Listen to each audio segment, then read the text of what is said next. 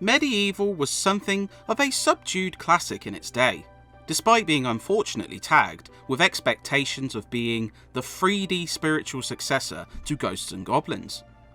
This couldn't be further from the truth, as its less grueling platforming and a focus on puzzle elements results in something more akin to Spyro the Dragon meets Zelda. To say Sony Cambridge's effort was perfect would be an overstatement, as some mechanical issues prove frustrating under closer inspection. However, the charming adventures of the Jawless Wonder prove fun more often than not, and it's earned immense nostalgia over the years for good reason.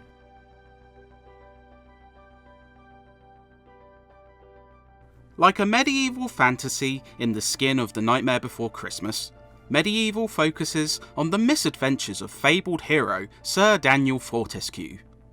After supposedly defeating evil sorcerer Zarok and banishing his undead army 100 years before, players quickly learn that his death was far less noble.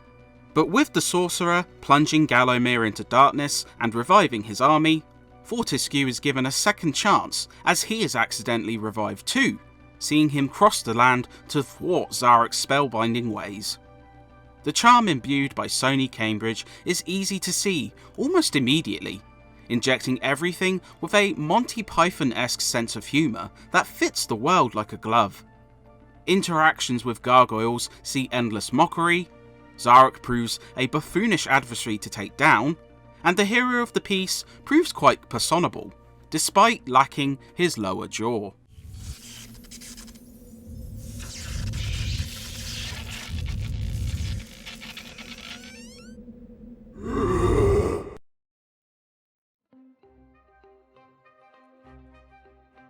Across 22 levels, Medieval slots in nicely amidst the late 90s platformer craze. A world map allows you to move between levels with ease, and while some may bemoan the lack of explorable overworld, it helps streamline the experience. Sir Daniel can run and jump, though levels tend to focus more on puzzle solving rather than timed jumps. Being one of the first games to support the DualShock, a handy feature on the controller lets you toggle between a walk and run speed, proving invaluable for navigating those narrower fields. Though you can breeze through these levels in quick succession for the most part, probably less than 10 hours, chalices offer incentive for exploration. As you purge souls in each level, this builds up your chalice power, and once it reaches 100, you can collect it and enter the Hall of Heroes, offering a slew of extra weapons, upgrades, and bonuses. While this doesn't extend Medieval much if you're vigilant, it does create a good reason to return if you missed them the first time around.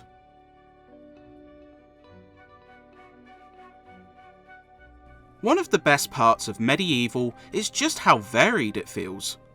Levels themselves span a wide range of settings, seeing Fortescue shrunk down to enter an anthill, exploring a sleepy town with possessed citizens who require avoidance should you desire the level's chalice, and entering a genuinely creepy asylum while dealing with waves of lunatics. It proved genuinely hard to predict where Sony Cambridge would take you next. The gameplay also feels smartly balanced to avoid repetition. More traditional platforming intertwines with intricate puzzle solving, including a notable jaunt through a courtyard with a riddle-spouting stone face. Some levels don't quite hit the mark, such as ones with a focus on instant life-sapping fall hazards, but luckily these aren't as common. Most of the time, Medieval's assembly of bonkers levels will bring a smile to your face.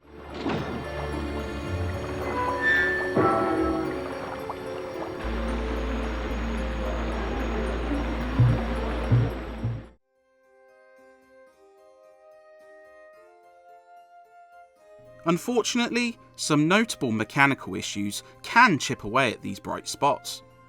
The camera falls in line with what you'd expect from a late 90s platformer, perhaps a touch too close and getting stuck on some objects along the way. Camera control is sometimes removed entirely, giving way to fixed perspective platforming, which feels very awkward. While replenishing health fully and finding life bottles gives you some wiggle room against instant death hazards, those being lost force you to start the entire level again. Combat avoids some of these frustrations, but some cheap enemy patterns can leave you irritated.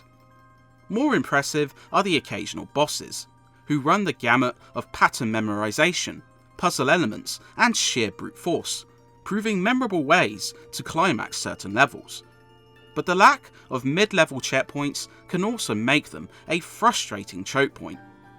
Despite these setbacks, those who can overlook these missteps should have a ton of fun.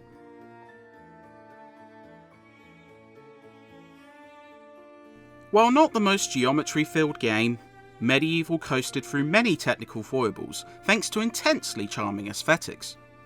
The gothic overtones, creepy environments, and cartoon character models gel very well together. Sure, fogging is fairly persistent, and enemies look particularly simplistic, but seeing a pumpkin boss come to life, amongst many other distinctive moments, make these easier to overlook. The sound is quite stellar, with the very British voice acting and comedic timing proving very enjoyable. The music manages to match the peculiar variety of levels, and the effects are not too bit-crushed either. We have failed the Master. We give our lives.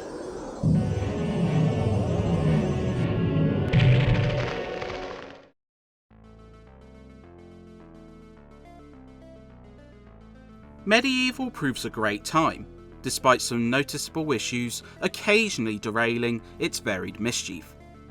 While issues with controls, camera, and mechanical elements can threaten to spoil some levels, most will find themselves cheerily exploring the rib-tickling world of Gallowmere.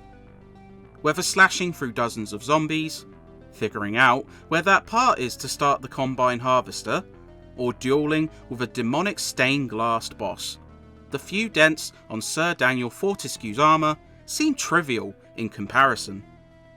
Those with a fondness for platformers of the era will find satisfaction in a revisit, and those with patience for some less refined mechanics may find glee here too.